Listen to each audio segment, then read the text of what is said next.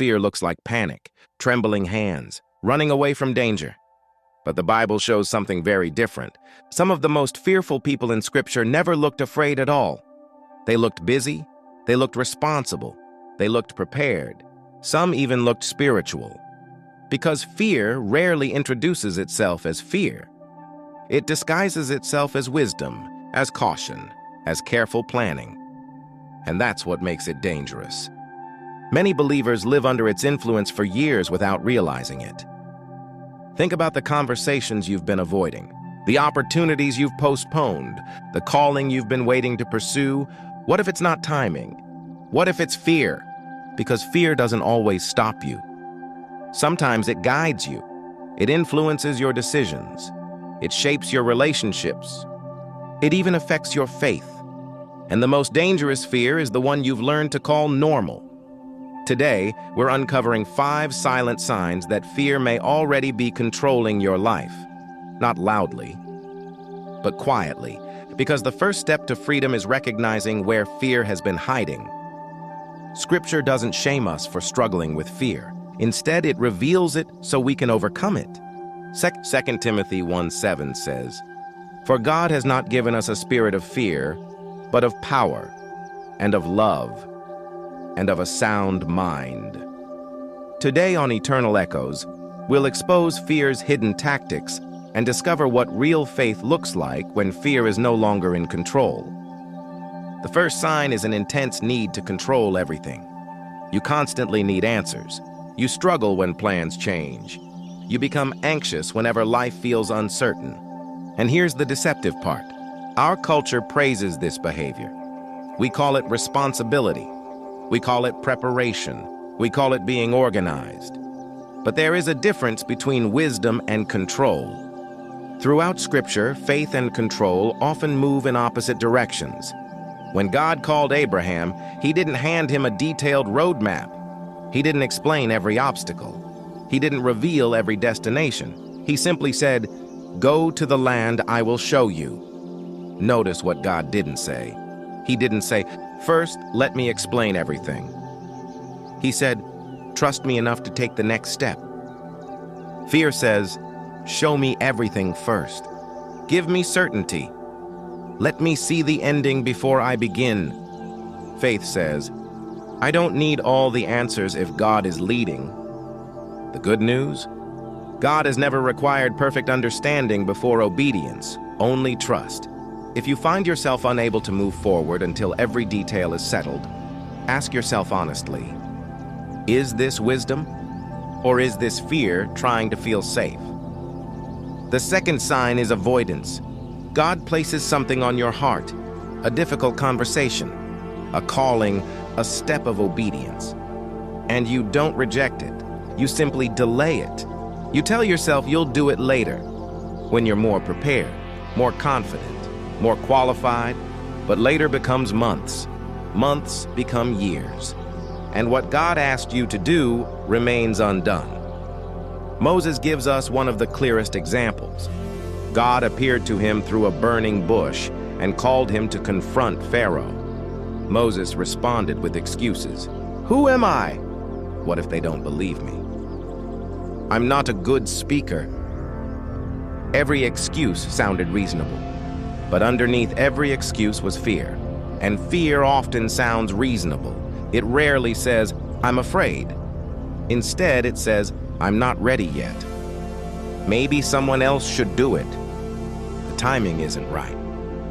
Sometimes what we call wisdom is actually fear wearing a more acceptable disguise. The good news? God often calls people long before they feel ready, because His strength was never dependent on your confidence. If God has been asking you to take a step you've been postponing, perhaps the real question isn't whether you're ready. The question is whether fear has convinced you that you'll never be. But here's what's surprising. The next sign may be affecting more people watching this video than any of the others, and most don't even recognize it. The third sign is the fear of man. You begin measuring your worth through other people's approval. You hesitate before speaking. You silence convictions. You shape decisions around what others might think. King Saul experienced this firsthand. When confronted by the prophet Samuel, Saul admitted, "I was afraid of the people, and so I gave in to them." Think about that. A king controlled by opinions, and it cost him everything. Proverbs 29:25 warns, "The fear of man will prove to be a snare, a trap." Because the moment approval becomes more important than obedience, fear begins sitting on the throne. The good news? You were never created to be governed by the opinions of people, only by the truth of God. Have you ever noticed that your mind rarely predicts miracles? It predicts disasters. The conversation goes badly. The opportunity fails. The diagnosis gets worse. The relationship ends. You haven't even taken the step yet. But your mind has already written the ending. Fear loves unfinished stories, and it almost always finishes them with catastrophe. Before you've spoken, you've already been rejected. Before you've tried, you've already failed. Before anything happens, you've imagined the worst possible outcome. But here's the problem. Fear assumes outcomes that God has not written. Jesus repeatedly told his followers, "Do not be afraid." Not because life would be easy, but because fear was never meant to lead them. When your thoughts constantly move toward disaster, stop and ask, is this discernment, or is this fear writing a story God hasn't finished? The fifth and perhaps clearest sign is this. Your peace disappears whenever circumstances change. When life goes well, you feel secure. When problems appear, your peace vanishes. Your inner stability depends entirely on what's happening around you. But biblical peace is different. Philippians 4:7 speaks of a peace that surpasses understanding. A peace that exists even when circumstances don't justify it. The disciples learned this during a violent storm, waves crashing, wind roaring, the boat filling with water, and Jesus asleep. They thought the storm was the problem. Jesus revealed something deeper. The storm wasn't controlling them, fear was. True peace is not the absence of storms. It is confidence in God's presence during them. The good news? The same God who was present in their storm is present in yours. Here's what makes fear so dangerous. It rarely announces itself. It doesn't walk into your life and say, "I'm fear and I'm taking control." It whispers. It reasons.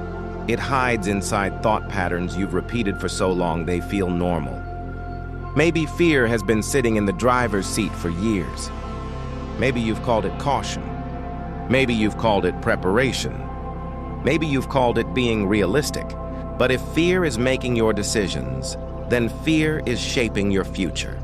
And that is not the life Christ purchased for you. The good news is this: God has not given you a spirit of fear, but of power, of love, and of a sound mind. So which of these 5 signs challenged you the most? The need to control everything? Avoidance? The fear of people's opinions? Catastrophic thinking? Or peace that depends on circumstances? Let me know in the comments below. Because naming fear is often the first step to defeating it. If this message encouraged you, share it with someone who needs to hear it. Subscribe to Eternal Echoes and join us as we explore the stories, mysteries, and truths of Scripture that still echo through our lives today. And remember, fear may be loud, but faith has the final word.